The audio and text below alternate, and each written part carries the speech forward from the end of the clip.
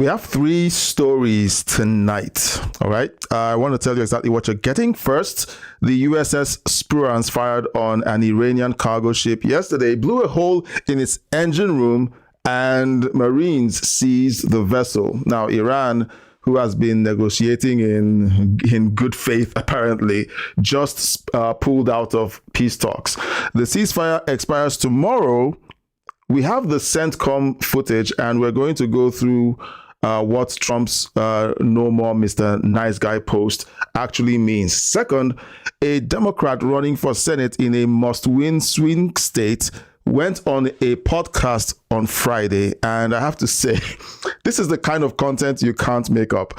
He said what he thinks goes through Usha Vance's mind when JD Vance speaks.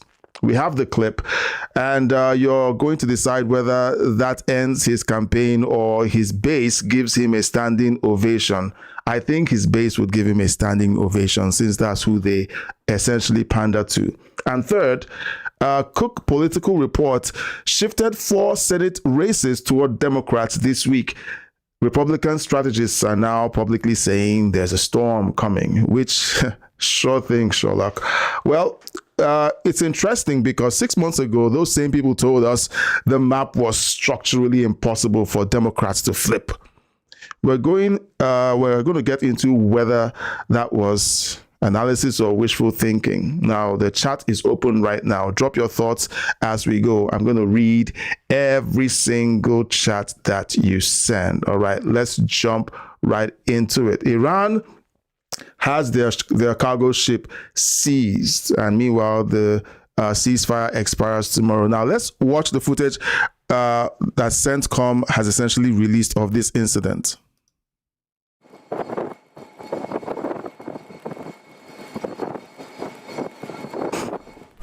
Motor Vessel Tosca,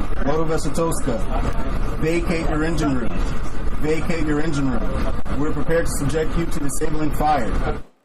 Okay, we gave the flare. Now we're getting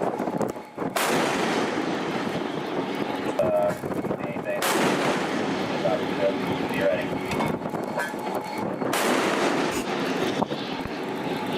All right, so that was the moment that the engine of the Tuska, the cargo ship that was essentially seized by the United States military, was fired upon. And here's the footage of the Marines boarding the cargo ship.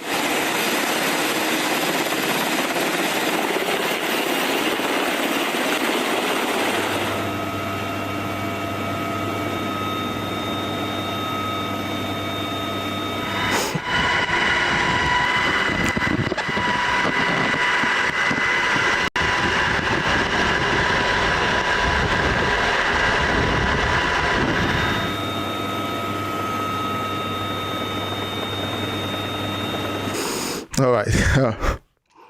All right. So let's know what you think. Okay. Yesterday morning, this happened.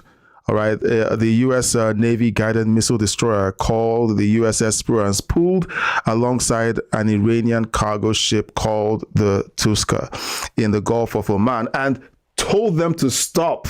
The Tuska did not stop. So what did the Spruance do? The Spruance told them again and again and again for 6 hours. 6 hours of radio warnings from a warship telling a cargo vessel to comply. The Tuska kept moving.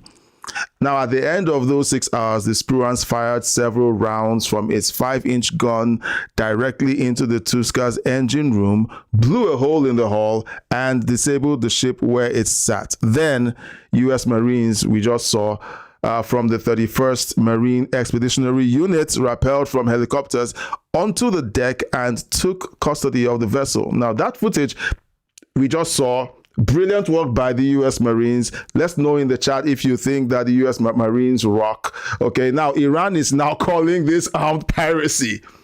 These guys were warned for 6 hours. Now, I have a conspiracy, and let me know what you think. They did this intentionally to scuttle the peace talks today. They did this as a delay tactic, because you don't get warned for 6 hours And at the end of 6 hours, your engine is disabled, and then you're boarded, and then you want to claim like this is armed piracy. Okay, now, this is a striking characterization for a ship that has been under U.S. Treasury sanctions since 2018. This ship has been a naughty ship for a long time, and the ship spent the last month running cargo between Chinese ports and Iranian ports while a naval blockade was actively in effect. Now, the Tusker was not innocent at all. You guys, you know that when you've been marked for over 8 years, I mean, you're doing something very wrong. All right, now, and it wasn't in the wrong place at the wrong time. They intentionally did this. Now, it was a sanctioned ship that ran a blockade for 6 hours, being warned, and then it got stopped. Iran had been testing this blockade for days. Of course, they believe that that Trump is going to chicken out. He's not going to fire on any ship that tries to run the blockade. Well, they found out. Okay, they messed around and they found out. Now, Iran essentially has a ship to fix, but it's been seized by the United States. The Navy had already turned back 25 ships at this point. This was the one that decided that the warnings were optional. Now, here's where this gets interesting. Iran responded by pulling out of the second round of peace talks that were scheduled for today in Islamabad. You guys have heard what I think. I think they staged this so that they would have an out, because the hardliners in Iran don't want a peace talk. So the guys who are supposed to go to Iran are like, to go to Islamabad, are saying to themselves, if we go to Islamabad, we might not be able to go home. So they figured out a way to scuttle the peace talks. That's my opinion. Let me know what you think in the chat. Now, Iran essentially doesn't want to talk anymore for now. And they called the seizure of the cargo ship a breach of trust and accused the United States of lacking seriousness in pursuing a diplomatic process. Your ship ran I don't know what to say anymore about it to these guys. Okay. Now, Trump's response on Truth Social was epic. He said, "We're offering a very fair and reasonable deal, and I hope they take it, because if they don't, the United States is going to knock out every single power plant and every single bridge in Iran. No more Mr. Nice Guy." The ceasefire expires tomorrow. Brent crude opened Monday at $95 a barrel. All right, just give me a sec. I like this view. I like this view of the I like this view of the ship pulling alongside the Tusker. Okay, so Brent crude opened on Monday at $95 a barrel, up from it increased from $91 a barrel to it was between $91 and $92 a barrel during the ceasefire period, but now it jumped up to $95 a barrel. Now 25 ships were turned back. Those ships had common sense. Now, there's something going on in the media that I want you guys to pick up on, because every time stuff like this happened, right on cue, media jumps out of their holes and begin to scream about how Trump is being a dictator and so on. But here's what they don't tell you. In 2012, the Obama administration seized Iranian oil tankers under the exact same sanctions enforcement authority being applied to the Tusker right now. They leave that out conveniently because Trump is evil. Trump is the bad guy. But Obama did the same thing. And at the time, left-leaning outlets, the CNNs of this world, the TDSBCs, and so on, covered those seizures as evidence of effective sanctions diplomacy working as intended. Yeah, guys, this is the reason why this channel essentially exists, because these guys just won't shut up and or just tell the truth. As long as Trump is doing it, is the worst thing to have ever happened since the creation of mankind. That's what they like to say, and we're going to keep calling them out on it. All right. They praise the Obama administration. Barack Hussein Obama could do no wrong. Every single thing he did, like his shit tasted like chocolate as far as the mainstream media was concerned. And at the time, they also claimed that strong enforcement was leverage for negotiations. Okay. Now, the identical legal authority is being applied today under Trump, and it's being framed as reckless escalation that threatens diplomacy. The law didn't change, guys. It's the same laws. Just like the same laws that ICE is operating under today. That's the same law that Obama operated under when he ran ICE. Tom Homan was one of his top ICE agents. No one called him a Gestapo agent when he was acting under Obama's orders, doing the exact same thing that he's doing today under the Trump administration. What's changed? Okay, the person in the White House. Okay, just like this situation, the law didn't change, only the framing changed based on the person in the White House. As long as there's a Republican in the White House, they begin to say all kinds of crazy things. Now, here's the larger point. The Democrats have already filed 5 separate war powers votes to stop this approach across both chambers since February 28th. Every single one of those votes failed. Why? Because it's stupid. Everyone knows it's stupid. They know it's stupid, but they keep filing it every single time. What is the definition of insanity, guys? Doing the same thing over and over again, expecting different results. Democrats have filed this thing 5 times and it's failed 5 times. And today, on the same day that Iran is refusing to attend talks, a U.S. destroyer just demonstrated that the blockade is real and it's enforceable. American strength is speaking and is producing exactly the leverage the administration said it would produce. This is what the approach that was going to get us in an unwinnable quagmire looks like on day 51. The Democrats said that, okay? On day 51, a war was supposed to spiral out of control. And instead of that, the U.S. seized a sanctioned vessel, brokered a Lebanon ceasefire, and is heading into a second round of nuclear talks. No matter what you think the Iranians are doing or screaming right now, they're going to come back to the table because statistically, this always happens. Whenever someone decides that they want to back out of a peace treaty or peace talks because something happens somewhere on the ocean, within 48 hours, they always come back to the table. It's statistical. The record, essentially, the record of what's going on right now and the predictions of the Democrats isn't matching up. So again, the TDS is showing that it just makes no sense. All the stuff they're saying doesn't work. Now, this was the week the ceasefire entered its final 48 hours, and the U.S. Navy got this ship seized. Okay.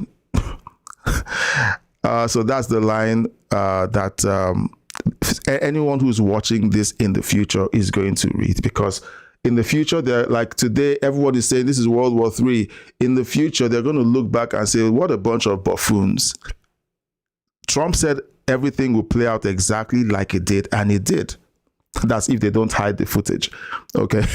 So whatever happens tomorrow, whether there's a deal, whether there's an extension, or they resume hostilities, this seizure is the event that essentially defined where the leverage sat, and it sits squarely in the hands of the United States. Now, I want to hear where you are on this. Drop or type deal or war in the chat. All right. Now, if the ceasefire expires tomorrow, does a nuclear agreement happen this week, or does the war resume? So type deal or war in the chat to let me know what you think. Now, there's a second story that showed up on my feed today, and I couldn't, well, I'm not going to tell you that I couldn't believe my ears. I believe it completely because the Democrats have shown that they are I'll let you just watch this for yourself, okay? Now, this is El Sayed. He's a candidate that's running for the Senate. And here's what he said about JD Vance and Usha. Oops, it's muted. Hang on. I have to drag this back and unmute. Through Usha's head when he think is going through Usha's head when he talks. She's like, damn, I have to sleep with him. I mean, like, I mean, I guess she's pregnant, so I guess something's happening. But like, yeah, like you got to imagine, like, truly zero charisma. Yeah, like, none, right? And like, can you imagine, like, he's got brown kids. At some point, he's gonna have to have a really awkward conversation with his kids. You'll be like, you know, like, you made your career hating people who are different. People that look like his kids. Yeah. Saying, there was a video of him saying that it's completely okay for you to not want your neighbor to not speak English. So, so this guy is running. He's running for office. He's running for office, and I don't know what it is about Democrats, not like they just can't get their minds off what you do in your bedroom.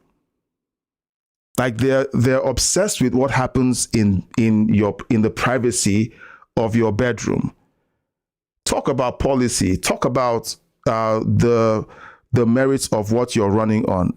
Stop thinking about what someone else's wife is thinking. Well, El Sayed essentially said this during the podcast. Now, what you just heard is someone who's running, who is a front runner in a Democratic Senate primary in Michigan. It states that Democrats must win to have any path to flipping the Senate. Now, he went on this podcast on Friday and decided that the most productive use of his time was to speculate out loud about what goes through Usha Vance's mind when JD Vance speaks. And of course, talked about her having to, okay. You know, his exact words were this. She's like, damn, I have to sleep with him? Like, he then noted Usha Vance is pregnant and added, I guess something is happening. And then, apparently not satisfied with where that was going, he brought the children into it. Now, Democrats are obsessed with race. They call anyone who doesn't vote Democrat racist and bigot, but they're the ones who are obsessed with race. Because every time you hear them talk, they always bring the race issue into the conversation. Not Republicans, Democrats do. Now, in this interview, he said that Vance, and I'm quoting him directly, has got brown kids, and that at some point he's going to have an awkward conversation, a really awkward conversation with his kids, because he made his career hating people who are different. I've watched JD Vance so far, from him being a running mate with President Trump. And I haven't heard him make any statement about hating anyone. He's putting words in JD Vance's mouth. And the interviewers,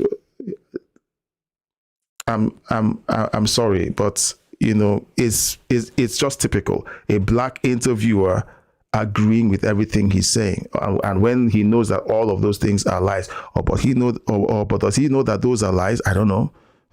So El Sayed's own response when the clip circulated, because it definitely went around and he got a backlash over that. What did he do when he got this backlash?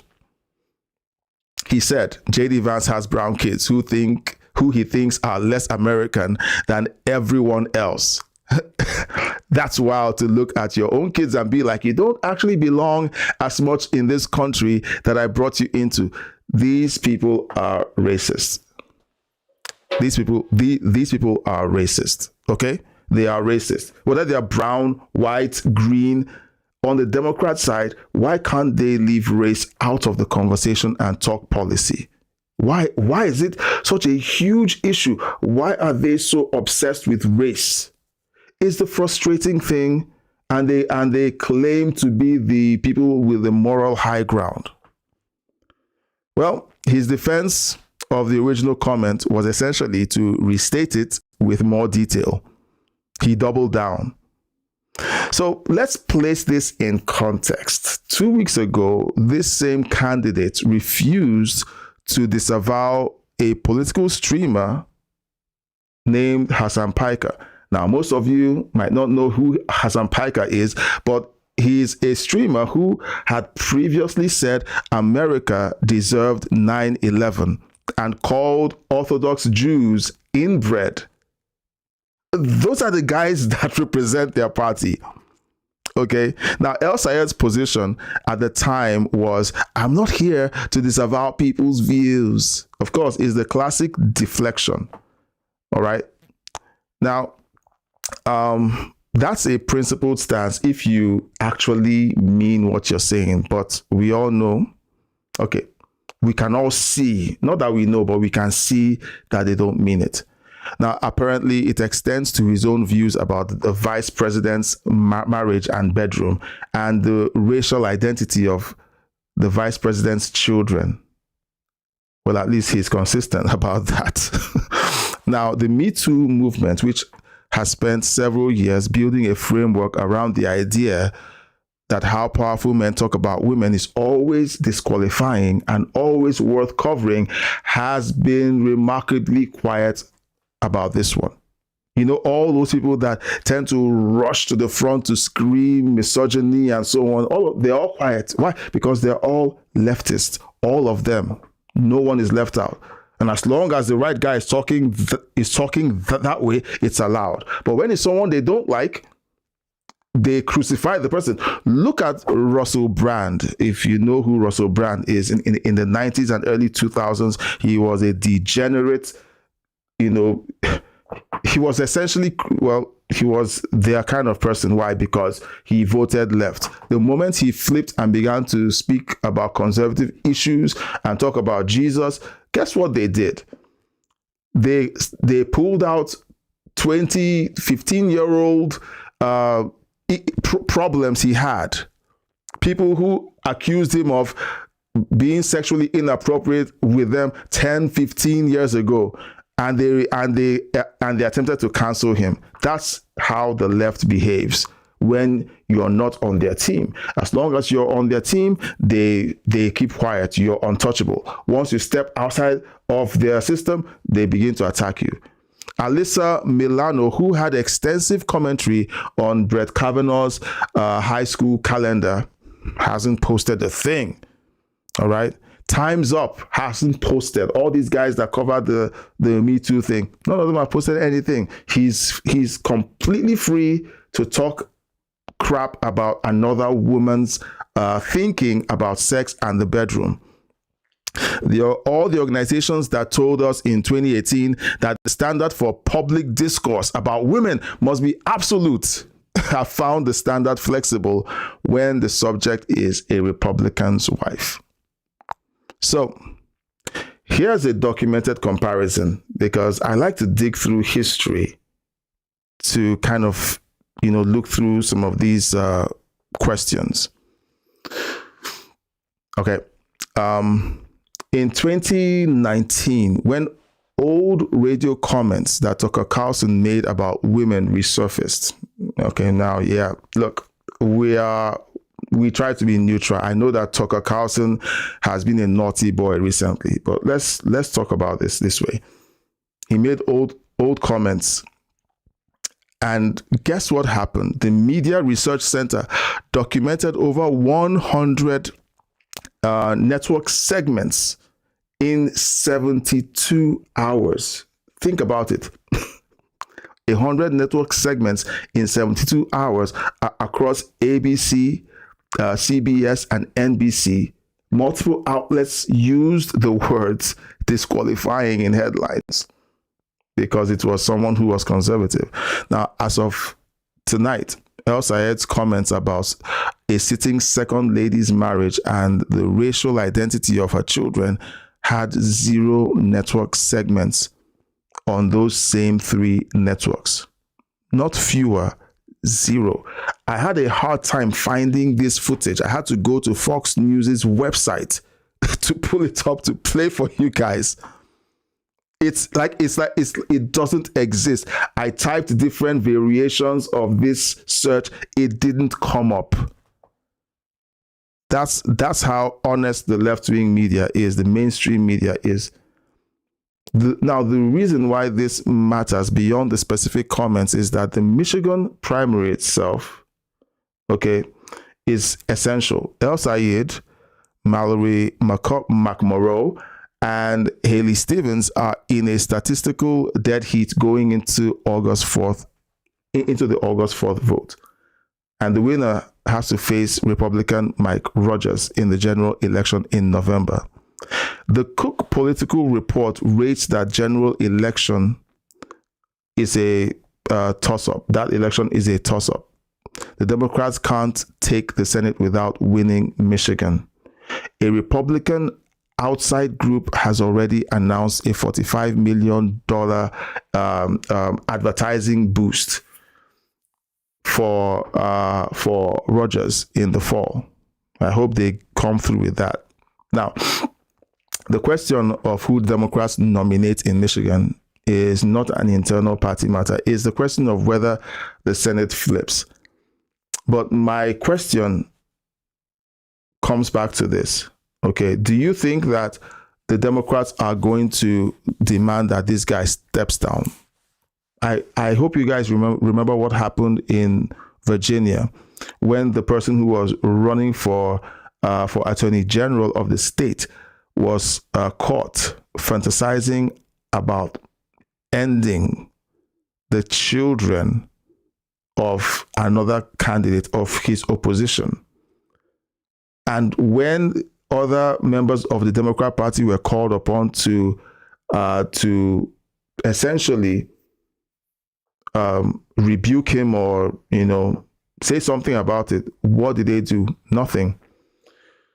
So this guy, he checks all the boxes. He's a brown-skinned guy. He's minority. He's Muslim. He has a Muslim name. They aren't going to touch him because of their political correctness and DEI nonsense. Now, El Sayed told CNN, I think there's the notion that electability is about being the least offensive. Of course. If that were true, why would Donald Trump have won the presidency twice? It's because Donald Trump ran on the issues. Democrats have completely lost the plot. They think that Donald Trump won because he's brash and he swears occasionally. He won because he talked about issues that mattered to the people who voted for him. Now, if El Sayed is saying that the issues that matter to his voters is attacking a sitting second lady and vice president and talk about their bedroom issues, if that's what his base wants, then that's what they get and they'll vote for him. Now, that quote is currently the quote of him saying that President Trump essentially won because of his potty mouth. That quote is currently being shared widely by Republicans as the caption to the Vance family clip. I haven't seen that, but essentially it's going around. Now, this may or may not be the context that the guy intended, but he's certainly getting the mileage out of it nonetheless. So, is this action, in your opinion, disqualifying or not disqualifying?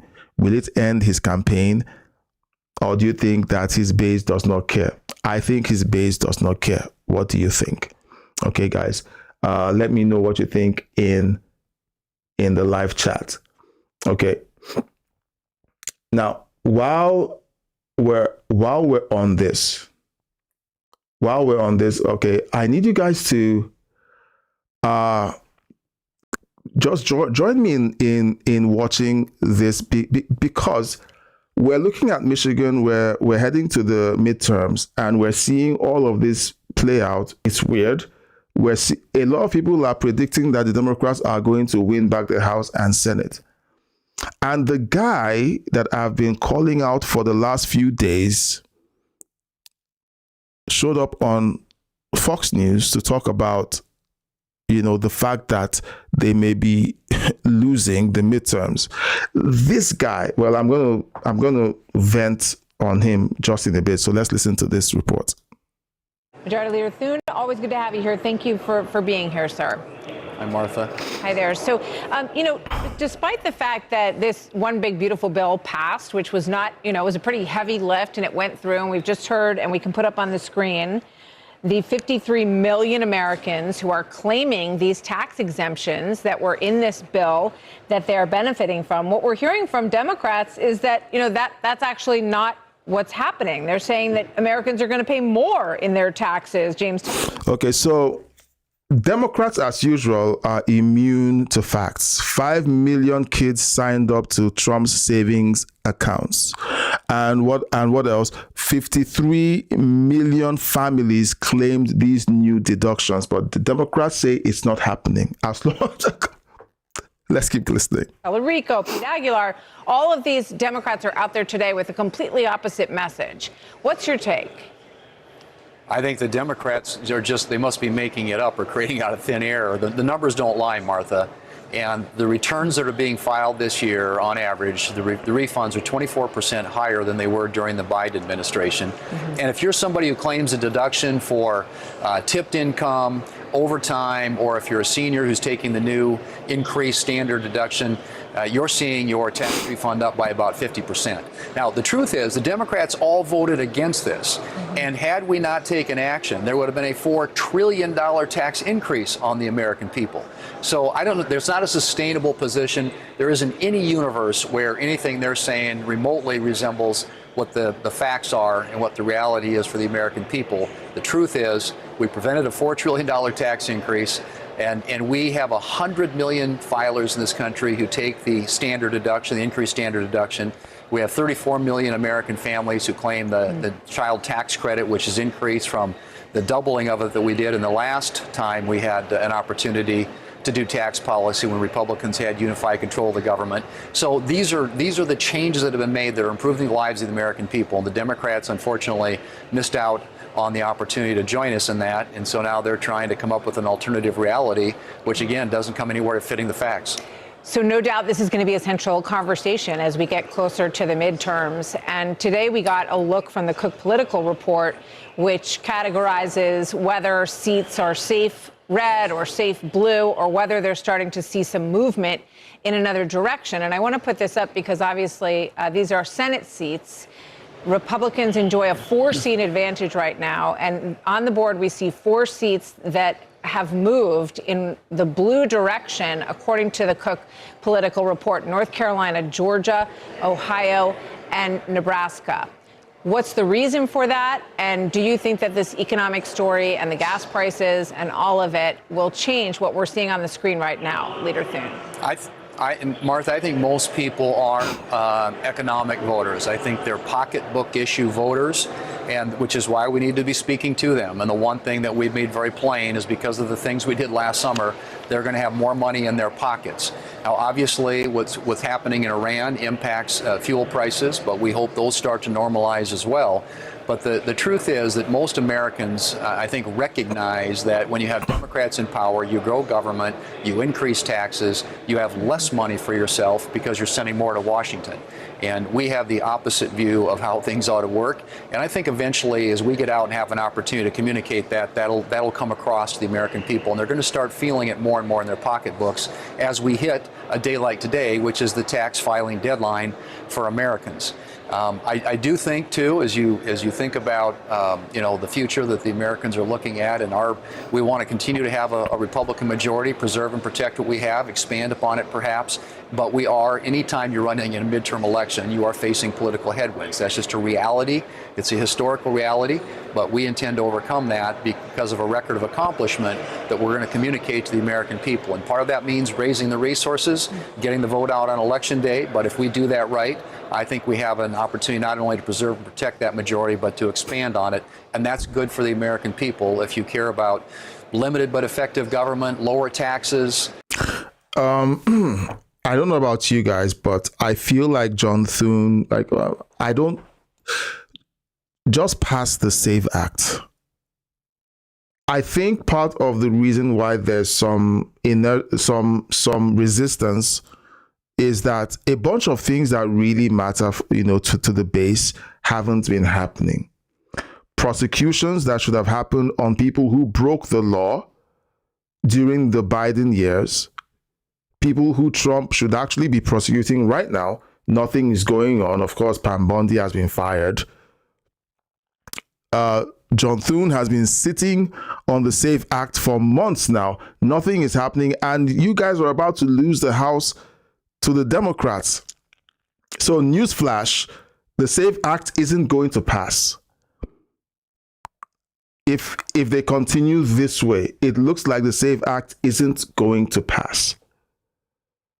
And I'll be honest with you, it's upsetting, it's heartbreaking watching this happen, because this is meant to secure America's elections going forward. It is. Else you're going to have what's happening in the UK happening in the United States. In the UK, guess what's going on now? The people who have political power are the Pakistanis and the Muslims. They're having more children, and they have and they're the ones who are voting. They're the ones who are voting, and so all the parties are beholden to this group.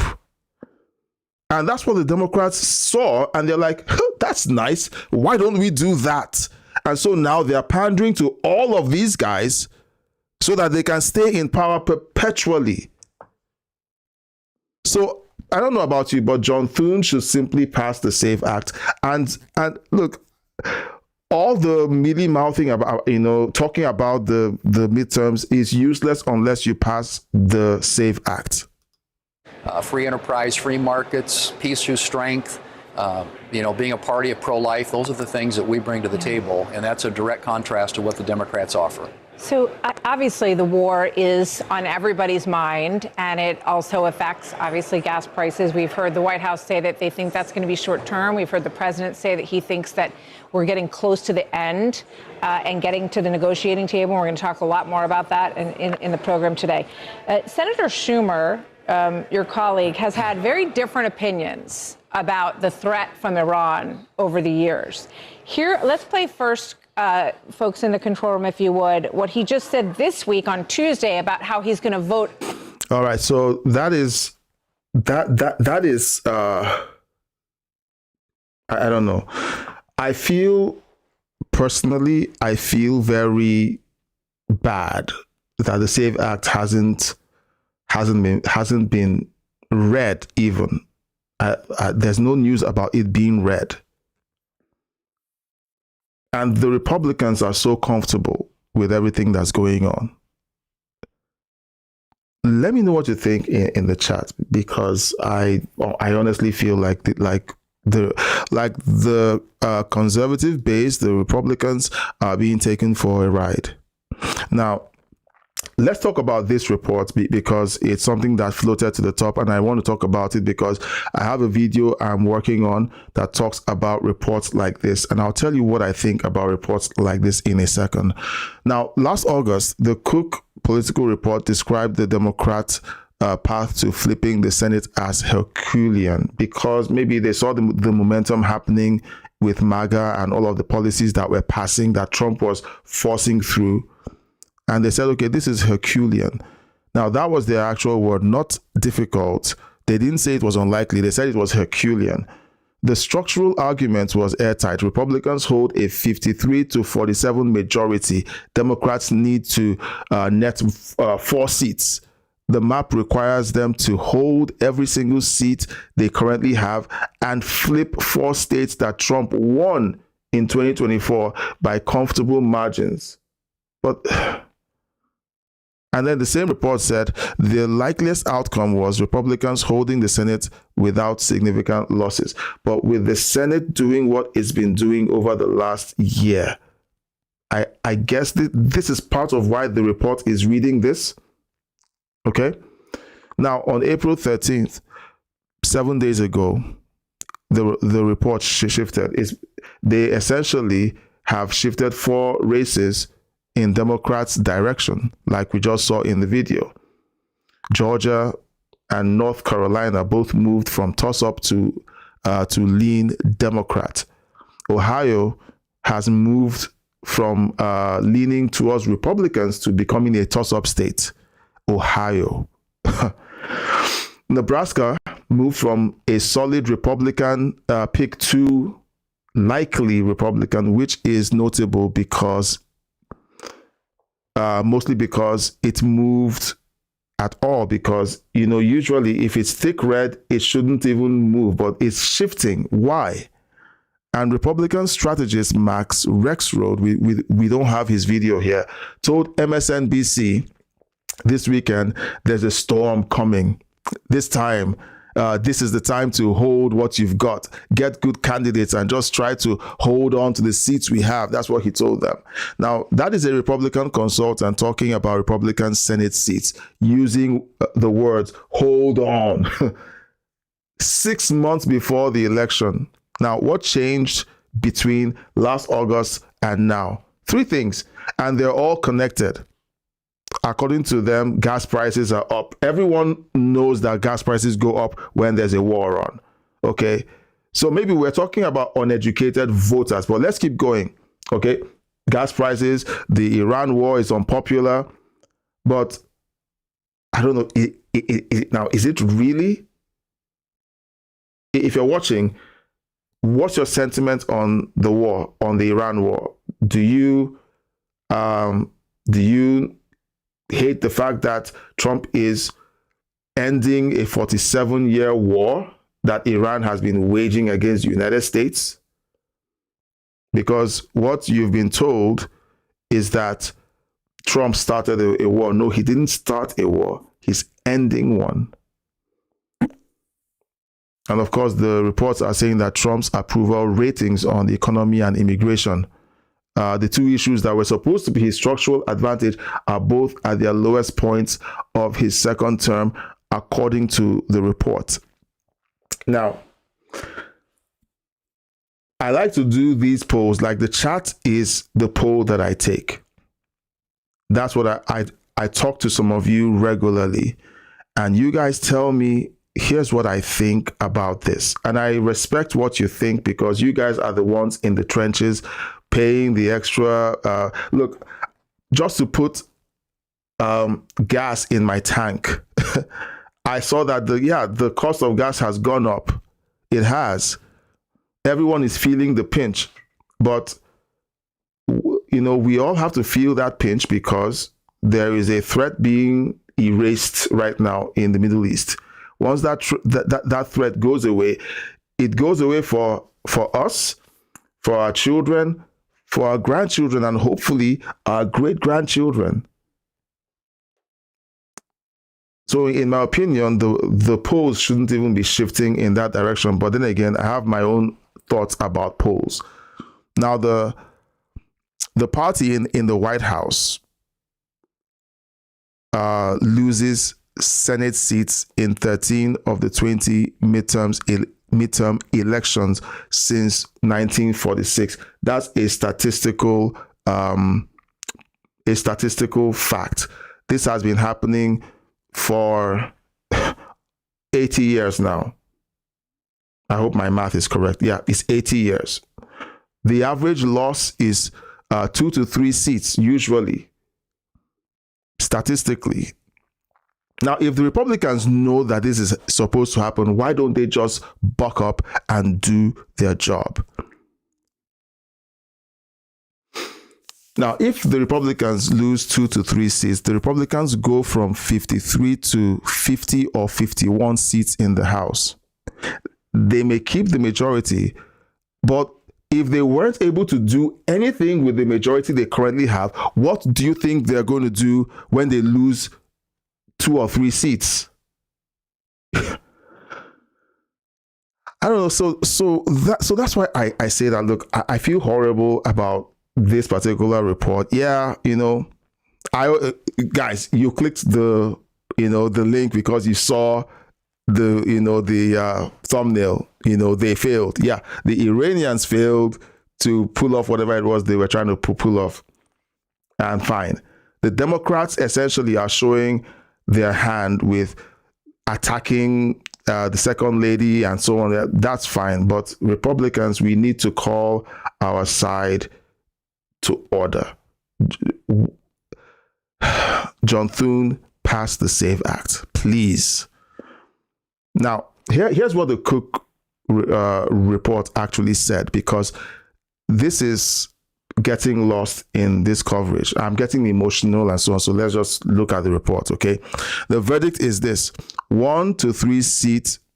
1 to 3 seats might be picked up by the Democrats. It's still just out of reach of the 4 seats the party needs to reclaim the majority. So people might relax and say, well, Democrats aren't going to become the majority. Everyone relax. But look, guys, don't relax. Pretend like this is an existential threat, like the Democrats keep preaching to their side. Because they're the ones who keep preaching that this is an existential threat. Trump is the Antichrist. He's okay. I have to stop saying Antichrist. YouTube has a way of flagging that word. All right, but you guys know what I'm saying. Now the Democrats need 4 seats. The report, the Cook's report, their own analysis says that the most likely outcome is the Democrats gaining seats but still falling short. Does that make me feel good? No. Should it make you feel good? No. Now the headlines that are saying that Democrats are surging forward toward a Senate majority are running ahead of the underlying numbers. They're exaggerating. The map is moving in their direction, but it hasn't moved far enough yet. Now, stay with me because I'm going to tell you what I really think about these polls and reports. Now, here's the issue I have again with these reports: consistency. Listen to this, because I like to go back in history. Okay, in 2010, when Republican candidates were outraising Democrats in key battleground states in the first quarter, left-leaning outlets covering those fundraising numbers were covering those fundraising numbers as evidence of a Tea Party extremism wave that threatened mainstream governance. That's what they called it. Okay, the identical analytical framework. Party A is outraising Party B in battlegrounds. Here's what it predicts. All right. Now, here's how it's being applied to 2026. The Democrats' fundraising by the same outlets is being covered by, accountability to the Trump administration. There's a groundswell of support for these guys. I don't know if you got what I just said. Okay. When Republicans were surging and raising funds, the left-wing media, mainstream media, called what they were doing extremism, and it had to be stamped out. If you remember the Tea Party movement, remember that the Obama administration essentially set the IRS on everyone who was involved in that movement. Their organizations were essentially hobbled. There were investigations that were taking place. Anyone connected to those donations were attacked by the IRS. If you were trying to register a business, it took you years to figure out how to register your NGOs. They essentially labeled you an extremist and made life a living hell for you. That's the Obama administration. All right.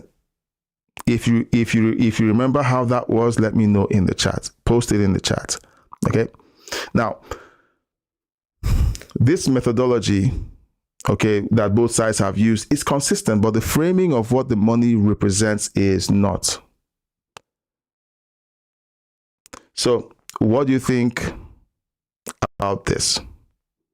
What do you think about this? Now, let's look at history. Okay. The Democrats last flipped the Senate in January 2021 with the Georgia runoffs. John Ossoff and Raphael Warnock, both of whom won by under 2 points. Georgia has now shifted from toss-up to lean Democratic in the same style. In the current cycle. Sorry about that slip-up. Now, if that holds in November, and if North Carolina holds, Democrats need 2 more seats from a field of Ohio, Maine, Nebraska, Texas, and potentially Florida. That is not Herculean anymore. And again, it's not guaranteed. But the word the Cook Report was using 8 months ago and the word they're using now are not the same word. MAGA Inc., the Republican super PAC tied to Trump's operations, reportedly has a war chest of over $300 million for the midterms. That number is more than double of DSCC's projected Senate spending combined. The fundraising gap on the candidate level favors Democrats right now. The independent expenditure gap heavily favors Republicans. Now, those two things will collide somewhere in between now and November. And the outcome of that collision is the Senate majority question. So, tell me, what is the one thing that changes the Senate math between now and November? In either that direction, all right? What do you think is going to change it? Now, when I do this math, so sometimes like, oh, my head hurts. But these are the things that we need to talk about. Now, I promise that I'll tell you what I think about all these polls and predictions. I think that they're all made up. They're all made up to make you feel one way or the other. They're made up to make you feel like, oh, something is going wrong. The Democrats are going to take over and so on. In my opinion, it's the deep state all over again. Conspiracy theory, yes, but hey, I'm not wearing a tinfoil hat. I'm just saying, when you look at these polls, for example, look at all the polls that predicted that President Trump was going to lose. And then he wins. Okay? He wins.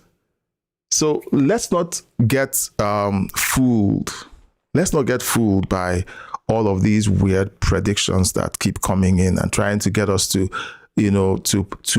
panic. No. I think what I've been saying for months, we have to repeat it again and again. We need to activate and motivate the base. Everyone seems to believe that once you win the presidency, everything is fine. But that's the problem with the Republican Party. Every time they win something, everyone goes to bed. And when they lose, everyone goes to bed. But that's not the same thing for the Democrats or the leftists. When they lose, that's when they begin 4 years of protests. These guys have staying power. 4 years of protests. Now, we can choose to call them unhinged, stupid, uneducated, dumb, TDS. We can use all those words to, try to describe how they're behaving. But don't ignore the persistence. Don't. The moment you ignore the persistence of these guys, you lose. So we need to go back to what Charlie Kirk was doing. Hit the schools, activate the base, talk to every single person. Everyone has to be activated on local elections, talking about voting in school boards, judges, local elections at all levels. Republicans need to get involved. You need to get involved. You can't just veg out once your guy is in the White House. There's a limit to what Trump can do. Look at what they're doing to Trump. Okay, so thank you for liking my thumbnail. Thank you for liking the topic, and thank you for liking my take on this. But look at what the Democrats have successfully done to Donald Trump, because they have representation in the Supreme Court, and they are the minority. But what significant bill, apart from the one big beautiful bill, has Trump been able to push through in over a year of being in office? Right? I'm not here to blackpill you. I'm not. But let me ask you, what significant bill has he passed since he took office, apart from the one big beautiful bill? We're not talking about executive orders. Yes, he signed one on Saturday with Joe Rogan. That was fun to watch. Oh, no, it was on Friday, I think. No, was it Friday or Saturday? I don't know. But he signed it over the weekend. That was fun. All the executive order. Look, I was rooting for him when on day one he was signing all those executive orders, and it was amazing to watch. But if those executive law orders aren't signed into law,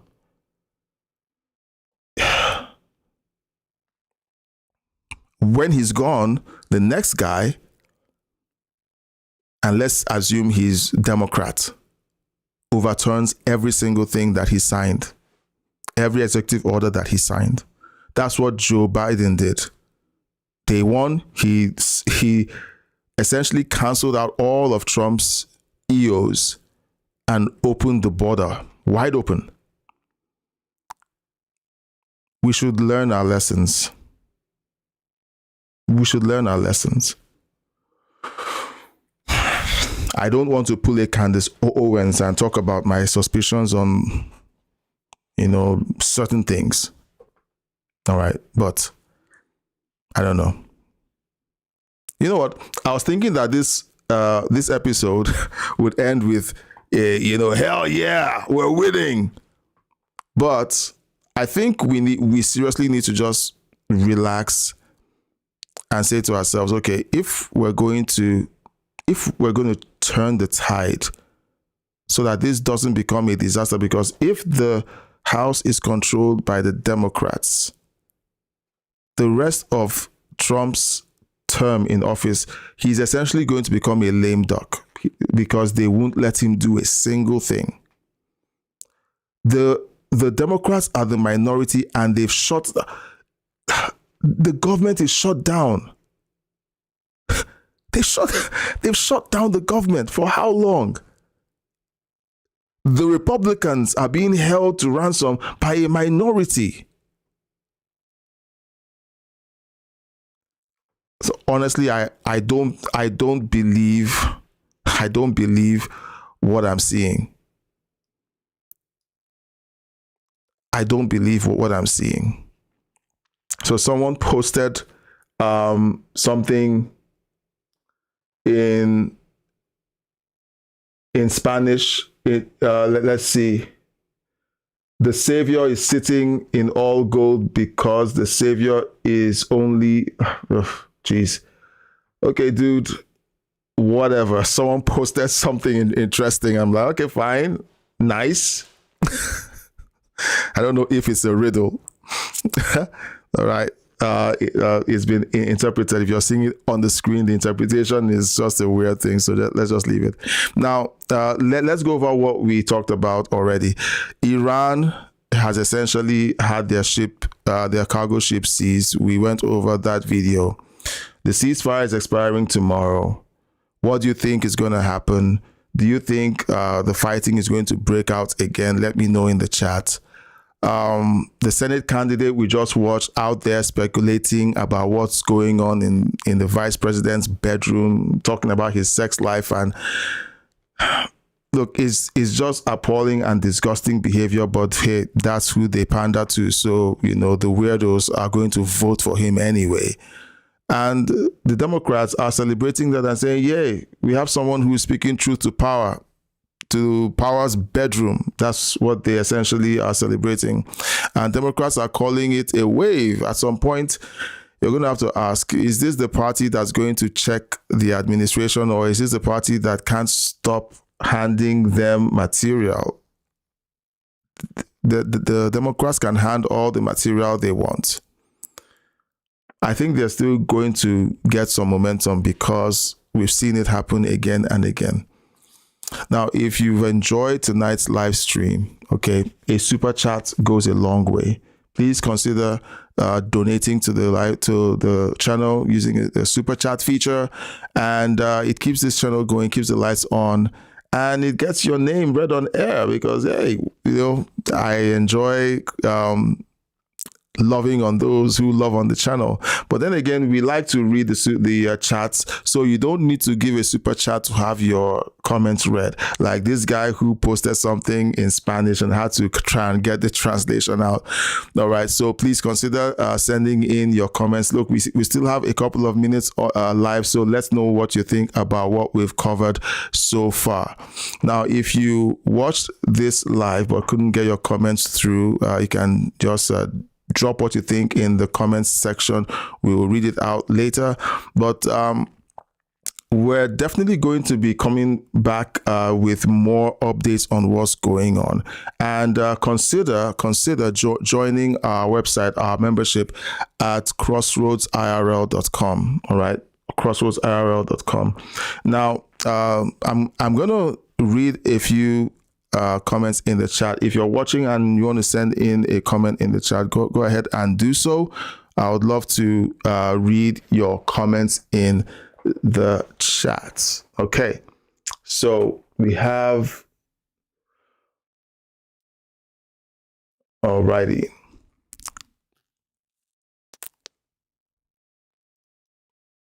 Let's see.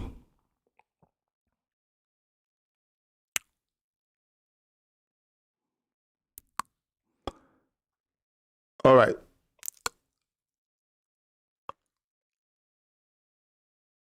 All right, so we don't have any more to read. Thank you so much for watching. I will be looking forward to hanging out with you guys tomorrow. We might do an afternoon segment and then an evening segment tomorrow. We're going to be catching up on a few things. One of the things that we like to do is look at what's going on in the news cycle and try to trace it to what has happened in history. We try to make the connections because history tends to repeat itself. And tonight we've already seen the several times that has happened. And we've seen how mainstream media has essentially avoided using the same terms that they used when a Republican did something. They called it something heinous and hateful. And then when a Democrat does it, it's praised and glazed over by the mainstream media. So this is one of the things that we tend to notice, and we call it out, we point it out because they want us to forget. They want us to think that they've only covered these things in a virtuous and a prudent way, but we know that it's all partisan and it's all covered in a very dishonest way. So we need to bring it out and talk about it, and hopefully expose the hypocrisy that is in full view for everyone to recognize. All right, guys, thank you so much for being on this live stream. I do appreciate it. Thank you for hanging out with us.